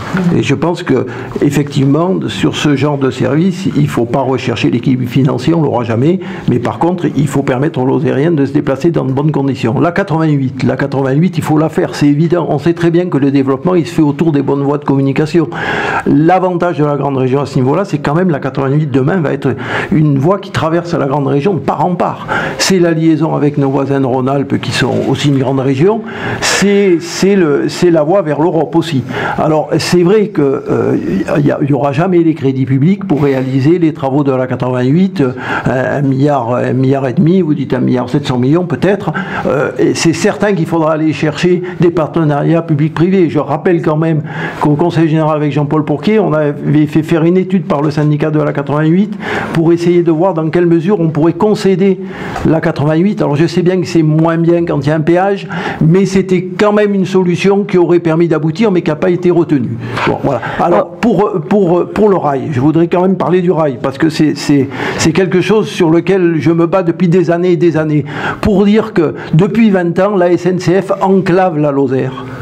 On a perdu nos liaisons directes la nuit sur Paris. Elles fonctionnaient très bien, il y avait du monde. On a perdu ça. On a perdu les liaisons directes sur Paris le jour. Aujourd'hui, on a 2 trains d'équilibre du territoire qui sont menacés. J'espère qu'on va les sauver. Mais d'après ce qui s'annonce, il semble que peut-être l'État demanderait aux 2 régions de faire circuler ces trains en apportant une aide, mais on perdrait la circulation des derniers trains nationaux sur ces lignes. Et derrière cette circulation des derniers trains nationaux, il y a la possibilité d'avoir les moyens qui permettent d'entretenir cette infrastructure aujourd'hui, puisqu'il y a une péréquation nationale pour donner les moyens d'entretien. Le gros risque, si demain les régions doivent faire circuler ces trains, les régions n'auront pas les moyens d'assurer la maintenance de ces voies. Et non, je veux quand même ajouter sur le train que ce qui se passe en Lozère aujourd'hui, finalement, c'est qu'on a l'impression que le train à 1 euro coûte cher, la SNCF demande à la région de remettre au pot pour payer le train à 1 euro, la région estime qu'elle n'a pas à remettre au pot, du coup, la SNCF cherche des économies à tout prix et elle les fait chez nous. Et on ferme les guichets et on nous supprime des circulations. C'est pas possible. Demain, il faut que la région reprenne la main sur la convention avec la SNCF, avec un cahier des charges très précis qui fixe véritablement la qualité de service que la région souhaite avoir sur son territoire et que la SNCF soit simplement dans le rôle d'exécutant. C'est pas la SNCF qui a à prendre ses décisions de fermeture. Voilà. Simplement sur la RN du maillage territorial. Monsieur Bouchereau a beaucoup de Monsieur Marchand a pas mal de simplement sur la RN 88, moi je pense qu'il est important d'affirmer, comme l'a fait Carole Delga cet été quand elle est venue en Lozère, et elle est venue 3-4 fois depuis, elle l'a répété à chaque fois, la RN 88 c'est un projet essentiel pour la Lozère, et quand on parle de crime économique pour la 75, ben maintenant il faut rattraper justement ce crime-là, et on a un point d'accord avec Monsieur Delescure sur l'importance de cette liaison, et il faut la faire. Par contre, après, sur la gestion concédée de cet axe, ça veut dire que demain, les Lozériens, la personne qui doit aller de Mende à Langogne va payer un péage, et ça, c'est pas acceptable. Monsieur Bouchereau. Merci. Mais il y aurait un argument supplémentaire par rapport à la SNCF, c'est que le ferroutage, c'est quelque chose d'intéressant. Hein, c'est quelque chose de très intéressant, surtout pour la décarbonation. Hein. Bon, cela dit, simplement, je voulais rajouter que pour rétablir l'égalité des territoires, il y a aussi la communication avec le son, par le son. Oui. C'est une moyenne communication. Et les cabines téléphoniques ou la couverture téléphonique par les opérateurs, elle n'est pas complètement faite parce que ce n'est pas rentable. Voilà, je voulais rajouter ça, donc c'est tout. N'oublions pas le numérique pour le désenclavement. Alors, monsieur Marchand, à vous. Allez. Alors, quand on parle d'égalité des territoires, déjà, il faudrait qu'il y ait les mêmes services publics et les mêmes services qui soient rendus à Montpellier, à Toulouse et en Lozère.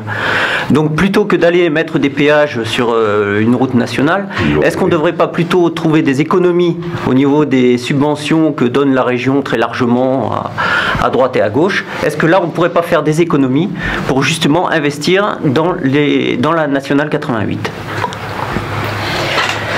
Monsieur Canet, vous êtes venu en train, vous, puisque vous n'habitez pas en Lozère. Est-ce que c'est facile de rejoindre Mende en train? Racontez-nous votre expérience, parce que c'est toujours une aventure de prendre le train. Non, mais vous savez, il faut la voiture, mais disons il faut le train. Parce que le train, vous savez, donc, ça favorise les relations, c'est convivial, et je pense que d'une manière ou de l'autre, il faut conserver nos lignes, et il faut plus investir dans nos lignes, la SNCF, et à la fois, je veux dire, la SNCF, et créer des emplois. Mais malheureusement, là-dessus, c'est-à-dire, je reviens toujours devant vous, en vous parlant, c'est-à-dire de l'Europe.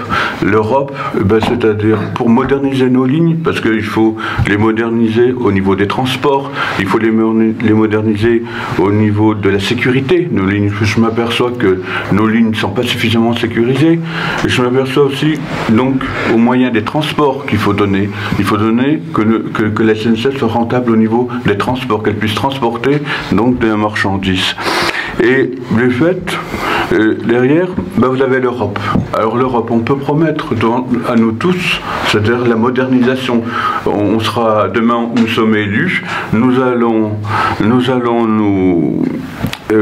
nous investir pour nos lignes SNCF, mais de l'autre côté, si on ne sort pas de l'Europe, l'Europe est une enclave sur nous et sur nos libertés. Et il faut sortir de cette Europe qui nous enchaîne. Il faut casser ces maillons de chaîne pour pouvoir, c'est-à-dire pour pouvoir prendre les initiatives justement qu'on a besoin pour notre pays.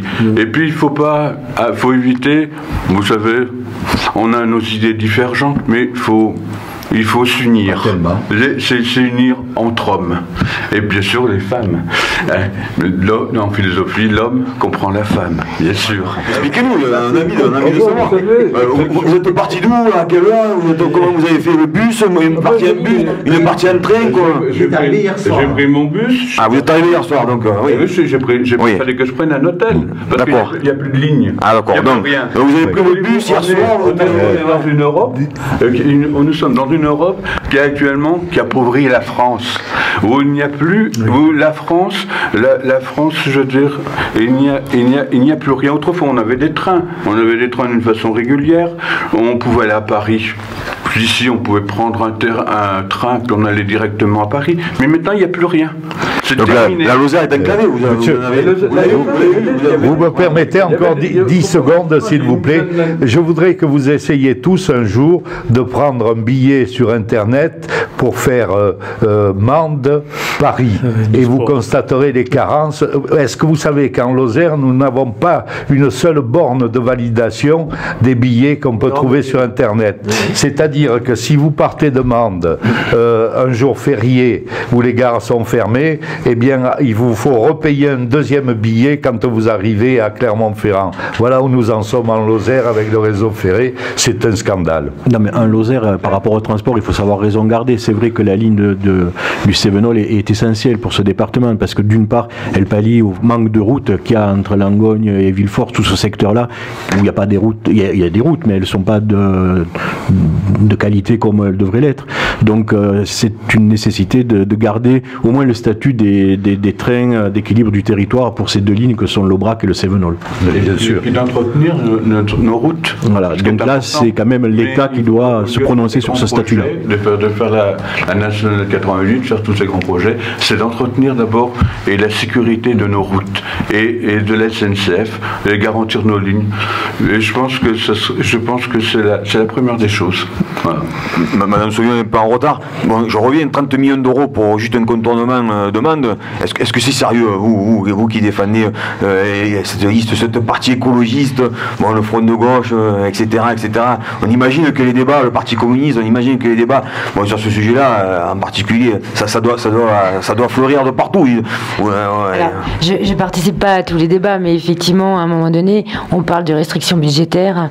Il faut faire des choix, et des choix qui correspondent aux besoins des personnes. Et je suis pas sûre que ça paraisse essentiel de dépenser autant d'argent pour contourner le monde. Voilà. Bon, il y a un sujet, on a beaucoup de lecteurs qui nous ont demandé aussi, parce que bon, on a annoncé qu'il allait y avoir un débat, et beaucoup, quand même, ici en Lozère, pensent à Marvejols, cette ville de Marvejols qui se retrouve quand même dans une situation financière catastrophique, tout le monde le sait, une dette 12, 13, 14 millions, 15 millions, 16 millions, bon, chacun dit son chiffre. Alors, les Marvejolais nous le disent, leur espoir, mais c'est la région, hein. Alors, est-ce qu'il faut que la région, donc le futur président ou la future présidente de la région, est-ce qu'il faut investir massivement, subventionner massivement Marvejols pour permettre à cette dette de se réduire? On a des témoignages de Marvejolais qui, avant qu'on parle de ça, avaient un patrimoine, une maison, 200 000 euros, et bien maintenant, s'ils veulent la vendre, c'est à 40 000 euros. Alors, on parle bien sûr de tout ça, des élections, des élus, oui, mais il y a des habitants derrière, et voilà, donc quand vous avez le patrimoine d'une vie, vous avez travaillé toute votre vie, vous arrivez maintenant à l'âge de la retraite, votre maison est estimée à 100 000 euros, maintenant elle est estimée à 40 000 euros, mais vous imaginez dans quel état ils sont, les impôts vont exploser, on parle de 70-80% dans les 2-3 ans qui viennent, donc qu'est-ce que vous allez faire pour Marvejols si vous êtes aux affaires? Marvejols n'est pas la seule ville endettée de la région, hélas. Si toutefois la région, Philippe Sorel est arrivé à la présidence de la région, effectivement on aiderait Marvejols comme on aiderait l'ensemble des autres villes, mais nous l'aiderions à hauteur de ce que nous pouvons, c'est-à-dire que la loi nous impose des taux maximum que nous ne pouvons pas dépasser. Donc c'est peut-être plus du ressort de l'État de pallier à ces 20 ou 30% que la ville devrait autofinancer sur les projets, plutôt qu'à la région. La région apportera, elle, sa contribution, comme elle le fera sur l'ensemble des autres communes de la région. Avec la baisse drastique de la DGF, de la dotation globale de fonctionnement, comment voulez-vous que la région puisse aider en particulier à la ville de Marvejols, alors que pratiquement toutes les communes de Lozère, y compris une commune chère à Madame Mayol qui est Mende, sont surendettées? Comment voulez-vous faire, hein? L'argent ne se fabrique pas. Donc les Marvejolais ont voté pour un maire socialiste, et bien qu'ils le gardent. Vous allez me donner 2 minutes de plus parce que tout le monde parle de moi, il faut bien que je réponde. Simplement, Mende, je tiens à rassurer les Mandois, Mende n'est pas surendetté, le taux d'endettement est tout à fait dans la strate, 958 € par habitant, ce qui est exactement le seuil de la strate. Sur Marvejols aura besoin de tout le monde. Marvejols aura besoin de l'État, de la région, du conseil départemental et de l'ensemble de la solidarité des Lozériens. Donc bien évidemment, personne ici ne va vous répondre qu'il ne va pas aider Marvejols. Mais y aurait-il, c'est-à-dire, donc vous savez, ça, on a affaire à des emprunts toxiques. Comme près du micro. Nous avons affaire à des emprunts toxiques qui sont donnés souvent donc aux communes. On leur fait croire sur des aménagements. Après, vous avez la commune qui se trouve en difficulté de paiement et qui fait ce qu'on appelle des emprunts de cavalerie, parce qu'ils refont un autre emprunt pour rembourser le premier emprunt. Ce qui a été le cas pour Marvejols.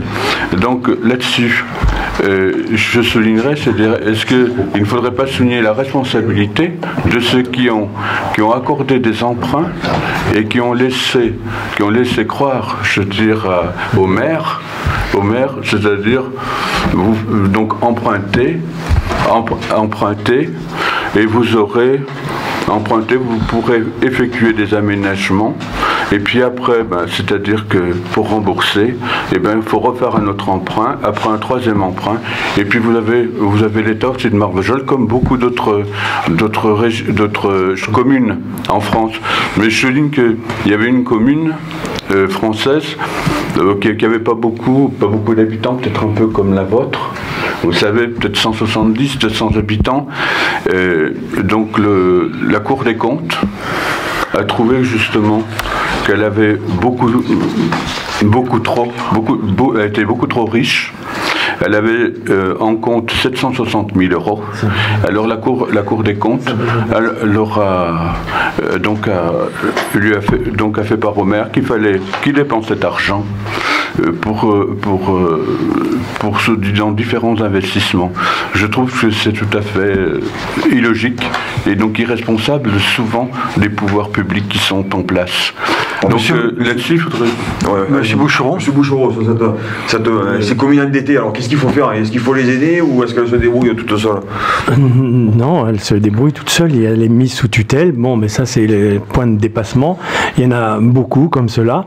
Il faudrait que les responsables de ces affaires-là soient examinés, soient, comme l'a dit M. Pardigon tout à l'heure, hein, enfin, pas exactement comme ça, mais c'est de leur responsabilité. Donc il faut assumer. Il y a des choses qu'il faut assumer. Il y a plein dans notre pays, hein, quelle que soit la chose, quel que soit le sujet, nous avons plein de collaborateurs traîtres. Ça fait 30 ans. Alors ça suffit maintenant. Ça suffit.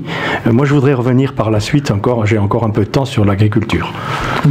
2 secondes encore, si vous permettez. Moi, je voudrais dire un mot. Pardon, excusez-moi. Monsieur Marchand a beaucoup trop de retard. On va le laisser. Moi, je voudrais juste dire un mot sur le problème de Marvejols. Bon, j'habite pas à Marvejols. Je ne connais pas en détail le problème, mais la priorité pour la ville maintenant, ça doit être de renégocier tous ces emprunts et de les réétaler. Et je voudrais dire aussi que la région aurait pu intervenir et aider Marvejols lorsque les investissements ont été réalisés. Voilà. Qu'elle aurait pu en financer une partie. Ça a été le cas. Oui. Ça a été le cas. 2 mots très vite. Lorsqu'une collectivité locale est endettée, il y a 2 solutions. La première, c'est de jouer sur le fonctionnement. La deuxième, c'est de jouer sur les associations. Voilà comment on fait des économies dans une collectivité locale. Les emprunts et le budget investissement, il est fait avec des emprunts, donc on ne peut pas y revenir. Alors, ça implique que le maire d'une commune licencie de son personnel et à partir de là, il perd la commune parce que c'est souvent des gens influents dans sa ville. Quant aux associations, je ne vous dis pas le dégât que ça ferait pour le maire en place qui supprimerait des subsides aux associations. Voilà le dilemme, c'est un serpent qui se mord la queue. Madame Sauvion, donc, sur ce sujet de Marvejols... Alors bon, moi c'est pareil, je connais pas très bien le sujet. Après, il me semble quand même que les personnes qui se sont présentées vont faire tout ce qu'il faut pour redresser la ville. C'est pas elles forcément qui ont participé à ce qui était précédemment. On sent bien que quand même les Marvejolais et les personnes qui sont autour ont envie de participer à ce redressement et vont mettre le moyen. Je pense que les associations, enfin tout le monde peut y participer et il faut les aider, il faut de la solidarité. C'est évident, il y a une envie, il faut pas appuyer sur la tête de quelqu'un qui est en train de se noyer. Enfin, il me semble que ça n'a pas de sens. Voilà, bon, on arrive un peu au terme de... Bon, il y a des disparités de temps. Bon, après, chacun aussi a sa façon de parler, a ses sujets qu'il maîtrise plus ou moins. C'est aussi ça le débat démocratique. Bon, je crois qu'il faut maintenant mettre un terme un peu aux questions. Donc, comme nous le faisons depuis que nous avons lancé ces débats, chacun va avoir 1 minute de conclusion dans l'ordre de la préfecture. Donc nous allons commencer par Jeanne de Lescure avec cette minute 30 de conclusion. En conclusion, je voudrais aborder un domaine qu'on n'a pas eu le temps d'aborder dans le débat et qui est pourtant quelque chose de fondamental. Et ça ne m'étonne pas que la gauche ne l'ait pas abordé parce que c'est son échec. Je veux parler de l'emploi et du chômage. Je rappelle quand même que la région Languedoc-Roussillon est championne du chômage en France aujourd'hui, qu'il y a 1 personne sur 7 qui sont au chômage, 1 personne sur 10 en Midi-Pyrénées. Les 18-25 ans, 25% des jeunes sont au chômage aujourd'hui. C'est quelque chose qui devient insupportable. Et qui c'est qui pourrait penser aujourd'hui que les recettes socialistes qui font l'échec du gouvernement dans ce domaine seraient les bonnes en région? Alors non, soyons sérieux.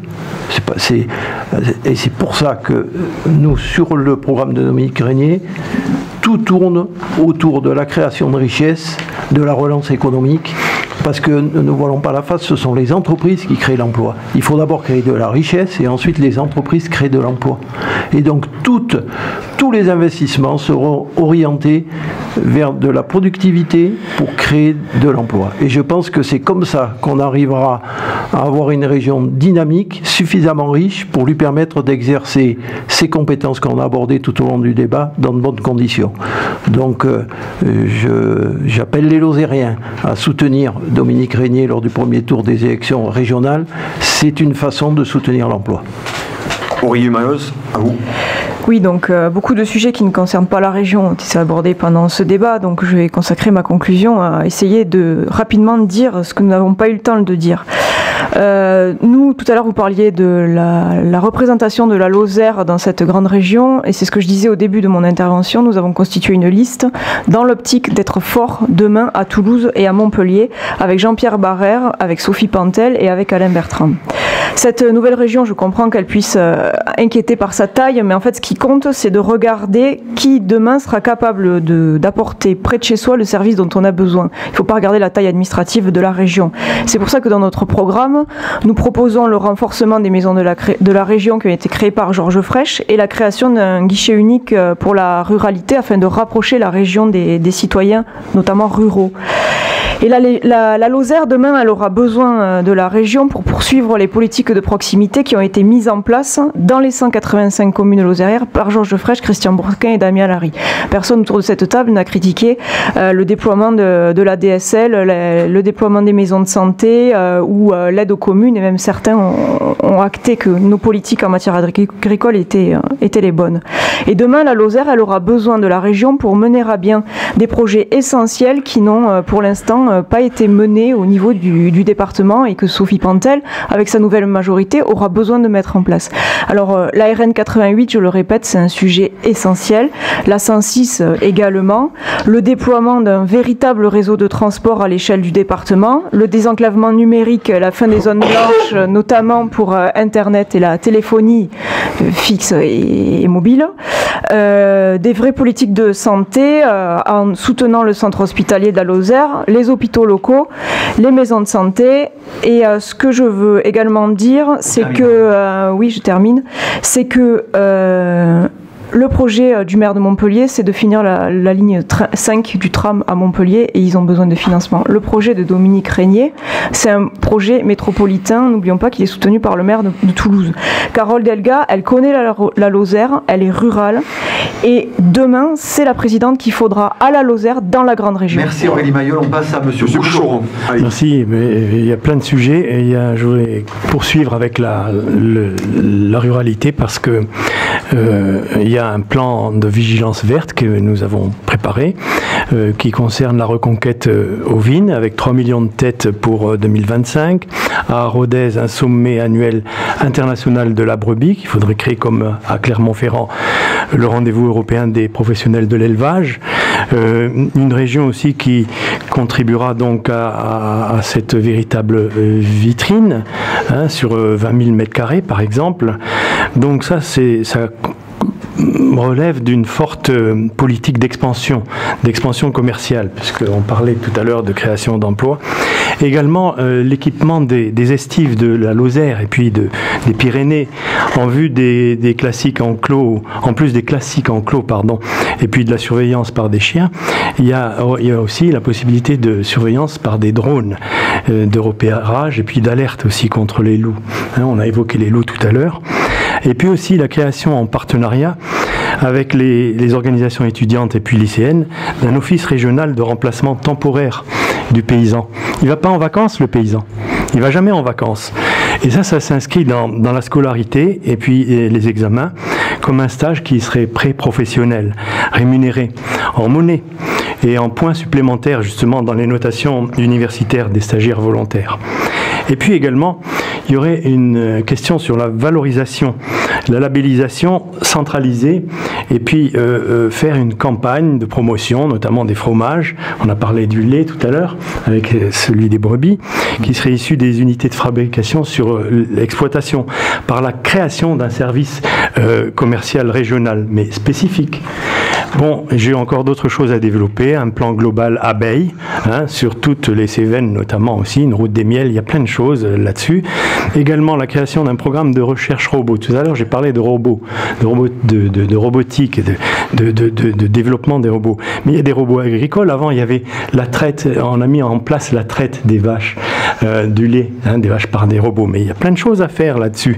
Et puis il y aurait des centres d'apprentissage là-dessus, avec même aussi l'organisation de centres expérimentaux prévus en Lozère ou à Mende, entre autres, de centres expérimentaux de pilotage de drones, de surveillance, temporellement ciblés sur la lutte contre le vol de matériel agricole, qui suivent les récoltes ou les vols aussi dans les parcs ostréicoles, qui précèdent la veille qui précèdent les fêtes de fin d'année.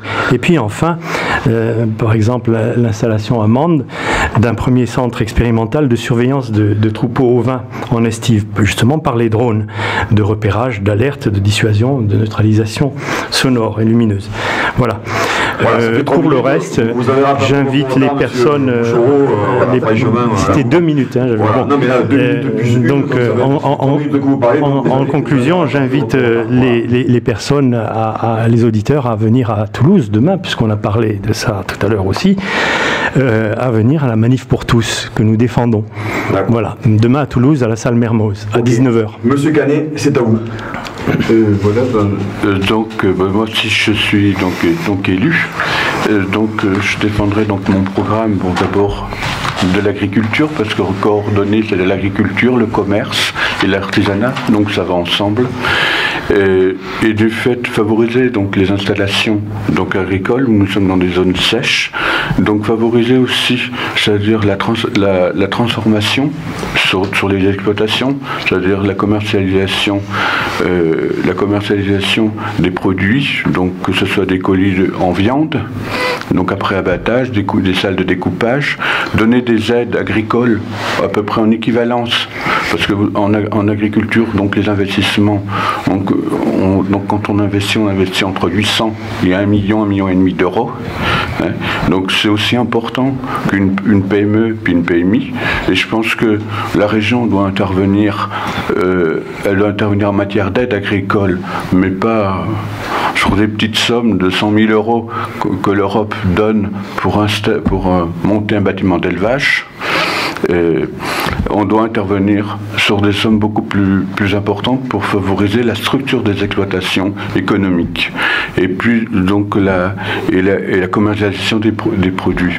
Puis je voulais dire aussi, c'est-à-dire si je suis élu, ce qui est important, par solidarité à la pauvreté qu'on rencontre tous les jours, c'est-à-dire que mes indemnités au niveau régional, tous les mois, j'en verserai donc une partie au Restaurant du Cœur et puis à la Banque alimentaire, où je trouve donc, je pense que c'est tout à fait, que tout élu devra en faire pareil pour aider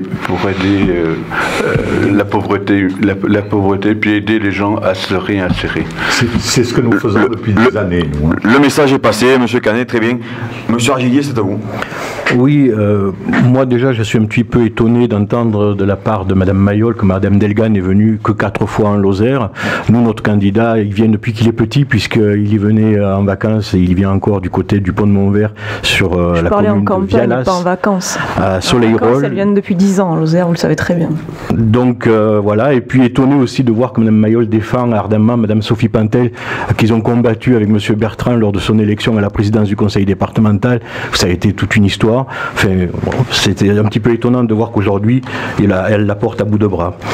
Nous, en ce qui concerne notre liste avec Martine, moi je vous ai pas coupé, Madame Maillot, excusez-moi. J'ai pas parlé de vous. En ce qui concerne notre liste, Martine Paytavin est agricultrice à Alenc, Bernard Palpacuère est vice-président du conseil départemental, Violaine Martin est issue de Saint-André-de-Lancise, donc c'est une liste complètement lozérienne qui est devant les électeurs. C'est pas une liste mandoise. On est issu de tout le département et on sent bien tous et tous dans notre quotidien que les cadres classiques de réflexion motions et de propositions, notamment ceux portés par les partis politiques, on l'a pu le voir aujourd'hui autour de cette table, sont souvent confisqués par leurs appareils. Voilà. Et puis en ce même temps, on est confronté à des défis nouveaux pour cette région, des défis notamment en matière d'emploi des jeunes, et c'est vrai que c'est primordial, notamment cet emploi des jeunes à soutenir et à développer par la formation, par l'apprentissage, puisque ça c'est de la compétence première de la région, l'aménagement équilibré du territoire à parfaire avec bien sûr pas faire du clientélisme par rapport aux demandes de financement de telle ou telle commune, du dynamisme économique à consolider, ça c'est important, notamment par rapport à tout ce qui est artisan et agriculteurs. La politique de tourisme à fédérer, on n'en a pas parlé du tourisme, mais c'est quand même un élément essentiel et primordial de ce département. Et puis tout ce qui est renforcer les transports, à mieux mailler ce qu'on a dit un petit peu tout à l'heure sur le territoire. Une jeunesse complètement reconsidérée pour ce département et pour cette région dans ses capacités à innover, mais aussi à penser et à agir selon de nouveaux codes. Voilà. En gros, donc nous, notre nouvelle organisation territoriale que souhaiterait mettre Philippe Sorel en place, c'est déjà, s'il était élu, de faire un diagnostic de la région, puisqu'on fusionne deux régions en une seule, donc on ne sait pas trop où on va, personne autour de cette table peut le dire, même si les cadres administratifs des deux régions se sont rencontrés à plusieurs reprises, c'est pas comme ça que ça se fait, il y a aussi une réflexion à mener de la part des élus pour savoir vers où on va, et puis nous on propose aussi un programme d'action sur l'ensemble des départements, on va fédérer les 13 départements de cette nouvelle région, mais tous ces départements sont tous différents les uns des autres, alors non seulement on les fédérera, mais en plus chacun aura des aides en fonction de sa spécificité, et ça c'est important. Je souhaiterais que le mouvement que vous représentez soit au second tour. Ça me ferait énormément plaisir parce que je constate la dualité qu'il y a entre vous et Madame Mayol, et j'espère qu'elle se reportera au second tour. Alors, faites des efforts, allez sur le terrain et passez le cap du premier tour. Ce que je voudrais dire pour conclure, c'est que personne ici, par son inexpérience, bien sûr, parce que je suis le seul à être élu à l'heure actuelle à la région, n'a parlé du désert médical dans lequel se trouve la Lozère. Or, il y a des solutions à cette carence, c'est par le biais de maisons médicales, c'est la seule façon d'arriver un jour à ce que le maillage territorial soit concret. Une augmentation du numerus clausus, alors qu'à l'heure actuelle on fait venir toujours à cause de l'Europe des médecins à bas coût, comme ça équilibre les budgets. Alors bien sûr les cabinets médicaux coûtent, mais par la suite ça permet une implantation locale. Il faut savoir que dans certains villages il n'y a plus de dentistes, il n'y a plus de pharmaciens, il n'y a plus de médecins. Les gens sont obligés, en plus, plus on entre dans l'âge, plus on a besoin d'un véhicule en Lozère, tout le monde en a parlé ici, et donc si on ne fixe pas des cabinets médicaux, il y a autre chose aussi qui devrait être développé en Lozère et qui n'est pas fait, ce sont les pôles multiservices qui marchent très très bien, qui fonctionnent à merveille dans le département. Et je voudrais dire aussi que Louis Alliot, qui est docteur en droit, à mon avis, est très très bien placé, surtout si M. Argilier continue sur ses positions, pour être le futur président de la région. Merci. Madame Sauvion, c'est à vous. Donc c'est vrai que c'est pas facile de ne rien oublier. C'est vrai. J'ai pas appris mon texte par cœur. Mais voilà, déjà, premièrement, je suis vraiment contente, moi, de faire partie d'une équipe avec des partis qui ont des grandes différences, mais sur lesquels ils ont fait une pause pour se retrouver ensemble vers un objectif commun. Et ça, vraiment, moi, je trouve ça fabuleux de positiver une démarche. Je tiens aussi à m'appuyer beaucoup sur la charte qui a été signée, hein, je l'ai sous les yeux et je vous la mets à disposition si vous voulez, qui a été signée par l'ensemble des candidats et dans lequel notamment on insiste beaucoup sur la transparence s'il y a effectivement élection, donc transparence pour les électeurs avec possibilité de voter des pétitions pour suspendre éventuellement un mandat, transparence sur les indemnités, transparence sur en tout cas tout ce qui se fait au niveau des décisions de l'instance, non-cumul des mandats aussi qui est une des grandes lignes de ce mouvement, c'est-à-dire qu'effectivement il y a un engagement à non cumuler Et ça, c'est quelque chose qui est en première ligne.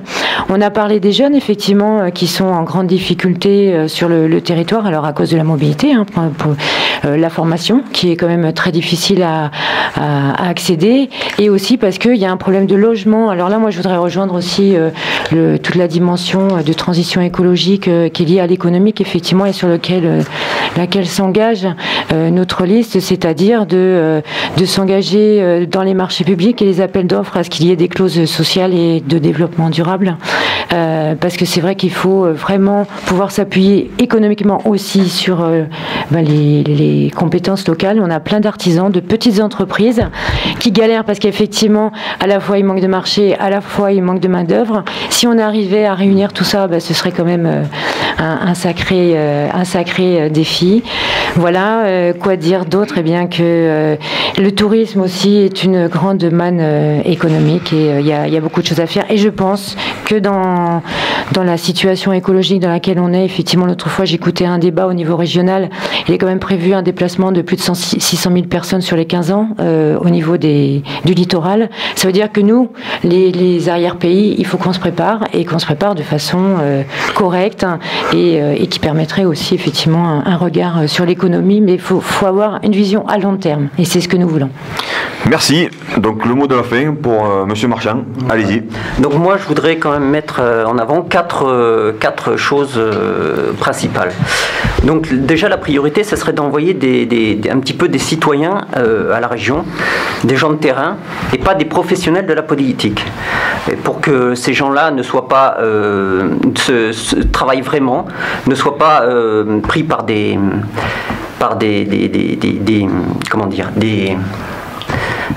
arrêtent de cumuler les mandats et ne fassent pas leur travail. Nous, on a une liste qui veut servir sans se servir. La deuxième priorité, ça serait d'essayer de baisser les impôts en cessant les gaspillages. Les gaspillages au niveau des subventions, au niveau des abus, et arrêter les projets pharaoniques. Ce qu'il faudrait faire, ce serait gérer la région comme en bon père de famille, comme si l'argent c'était le nôtre. Ensuite, la troisième chose, ce serait de mettre en avant l'économie, qui va favoriser l'emploi, qui va favorisant les circuits courts et les entreprises locales, avec des clauses environnementales et sociales, voilà, pour éviter les travailleurs détachés. Et ensuite, ce qu'il faudrait faire, c'est favoriser aussi l'agriculture et l'élevage local dans les cantines. Et ensuite, la quatrième proposition, ce serait de garder et de répartir équitablement les services publics sur tout le territoire. Non pas en fonction de la population, mais en fonction pour que tout le monde puisse avoir accès de la même façon au service public. Voilà, merci. Voilà, c'est ainsi que se termine ce débat. Merci à tous d'y avoir participé. On a passé quand même un bon moment, on a développé certains thèmes. Et puis on se retrouvera pour certains prochainement, donc pour le second tour, puisque nous organiserons un nouveau débat avec les listes qui seront en présence. Merci. Merci à vous.